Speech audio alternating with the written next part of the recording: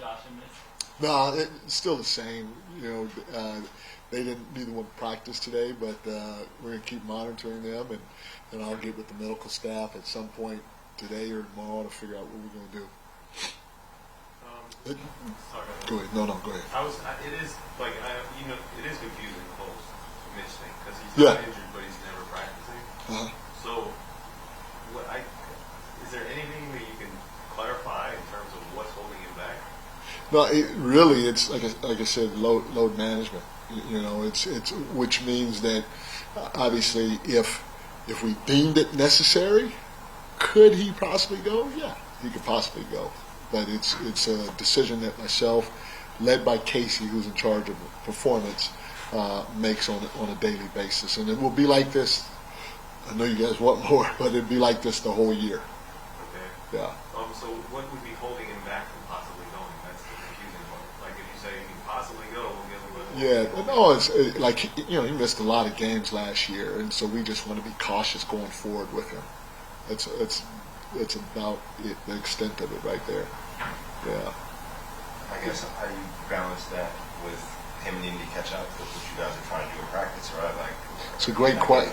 Yeah, Yeah, it's a great question because that's the tricky part, and hopefully I can help him as best as possible, as well as the guys that have been here. But not just him. If you think about it, I think Cat missed the last 2 or 3 games, maybe last 3 games, and so he missed a big chunk. OG missed the last 2 games. He missed a chunk. Jocelyn's missed all, I think, but 1, so he missed a chunk. So, this was going to be a process anyway. Now you factor it with, the time being missed, and it's going to be even a little bit longer because of the time being missed. I mean, imagine, you guys could take it. You could use your same situation if you were new to your job, new coach, new to the job, and you missed the first 2 or 3 weeks. You got to find your way a little bit. It's going to take a little bit more time than what it would take if you were there the whole time. Speaking of new, you got experience coaching at the Garden in preseason. Yes. Tomorrow is your debut. Just your emotions. I tell you, I'm excited. The preseason was a lot of fun to be there, but to be there for a real game, or however you want to call it, and really hear the fans, feel the fans, see Celebrity Row. It's going to be amazing. My mom's going to be there too. My mom and my sister. So they're going to be there with the rest of my family. So I'm excited for them to experience that. When you talk about the process it takes. Yeah. You get to start off easy, 64-win team coming in. Yeah. Just kind of the challenge of that maybe you wouldn't want to do that, but you basically learn where you're at right away. Yeah, no, the biggest thing is, everybody's human, and guys are going to get frustrated, and when guys get frustrated, you usually hit some adversity because, like I said, they're human, so they may go this way, they may go that way. So early on, it's going to be, starting with me, all of our jobs, to hold each other accountable while embracing the process. And again, the process is going to happen overnight. It's going to take some time, and so if a guy does go this way or that way, just trying to pull him back in and keeping everybody together while we figure out what needs to really happen on the floor on both ends. Mike, Crystal Rich, CBS, nice to meet you. My pleasure. I just want to go back for a minute. You're talking about Josh and Mitch, and you said this could last all year. Did you need a load management way could last all year? Yeah, I'm just saying, Mitch, how many games did Mitch miss last year? Yeah, so he missed most of last season. And so I'm saying with Mitch, not with Josh, but with Mitch, we just have to be smart. And that's what's part of load management. Just because he may be able to play tonight or he may be able to practice today, that doesn't necessarily mean that I'm going to play him or I'm going to practice him. Yeah. That makes it okay. Gotcha. This team also has championship aspirations. You've been a part of teams that have won what the Knicks are trying to win it all. Yeah. And it takes more than talent. It takes perseverance. It takes a long list of things, of other things. In the short time that you have been with this team, what are the other things that you have noticed that will lead to them winning? The first thing is I truly believe everybody is willing to sacrifice, because it takes sacrifice at the highest level. And I truly feel everybody will do that and is capable of doing it. There has to be a connectivity. And that doesn't mean that they got to be best friends off the floor and hang out every day, but there has to be a mutual respect for one another as people first and players second. And that connectivity can go a long way, especially in tough situations. The next thing is the competitive spirit. This group was competitive. We were playing 5-on-5 before the season even began. And, a team might be down 6 because we play 6-minute games with 30 seconds left. And we're not coaching. We're not allowed to be coaching during that time, so we weren't coaching. But then the group on its own would go steal foul trying to win a game. And I haven't been around many teams when they're playing pickup on their own where they're going steal foul with 30 seconds left in the game and down 6 or 7. But that competitive spirit is there. And then I truly feel they all believe, not just in the process, knowing that this is a marathon and not a sprint, but they believe in each other. And just starts with me holding everybody accountable to what our standard should be, because that's what our standard should be every single day.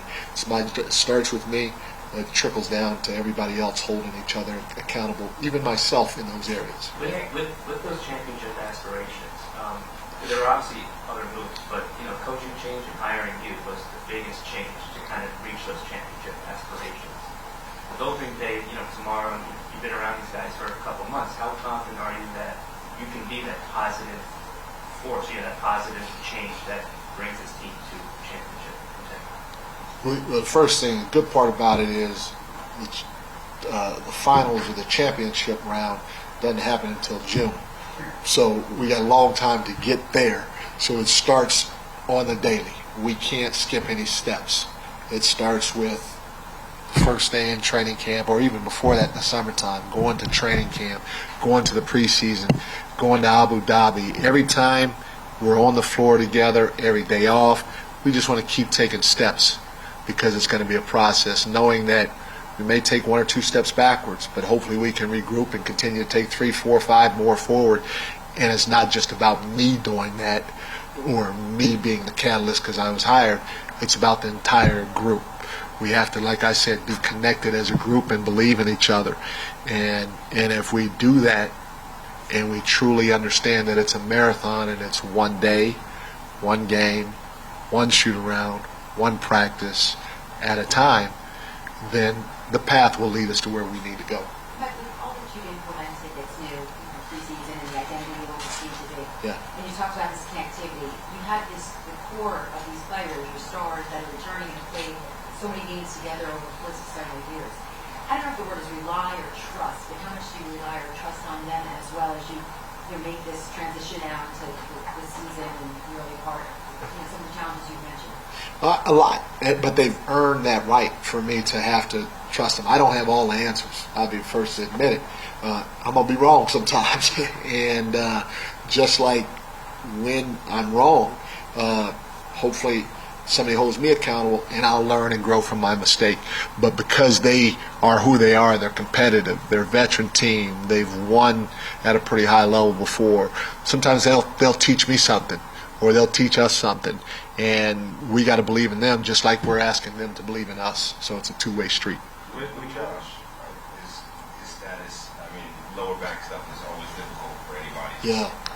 Season starting tomorrow, what's your confidence level he's going to be able to go tomorrow? It seems like it's pretty tough. He wasn't practicing today that he'd be able to even be in this spot remotely possible to play competitive minutes, or is that a fair way to look at it?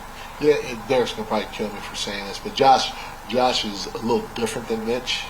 You know what I'm saying? I think you saw in Abu Dhabi when he went down, he didn't get touched, and so we're trying to figure out his back, which is a tricky situation. So we have to be careful with it. We don't want to rush him, but we'll be patient and figure it out as we go along. Casey and those guys do a great job. We believe in them, and so we're going to follow their plan.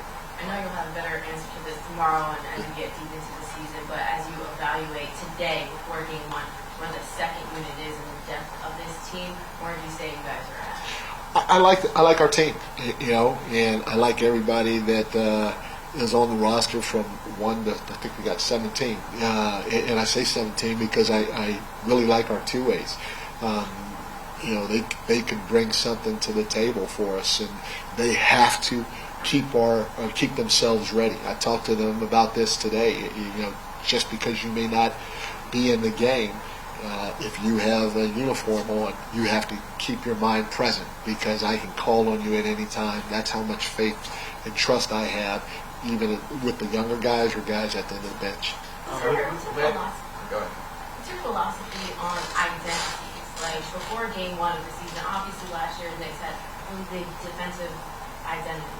Is that something you like to set ahead of the season, and how does that fluctuate and flow throughout the ups and downs of the long season? Yes, we'd like to establish or have an identity, but it's not just strictly, hey, we're a defensive team, or hey, we're an offensive team.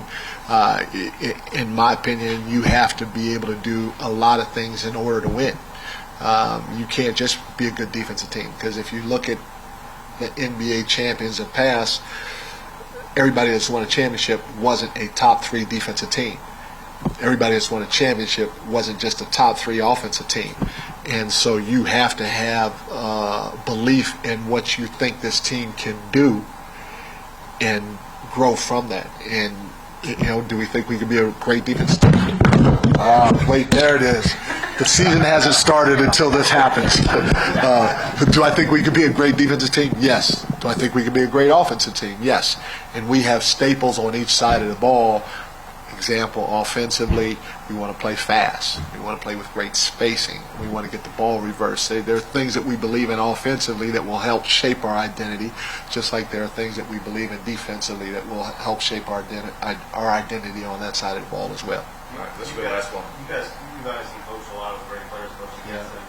When you have 2 of them, I think the 2 best guards in the East, Jalen against Mitchell, how much can that drive each other? Like, does that push them to go to greater heights when they play against each other?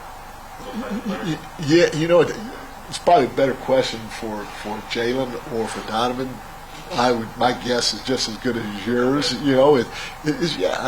Those guys are great, partly for a lot of things, but partly because their competitive spirit is at an ultra high level.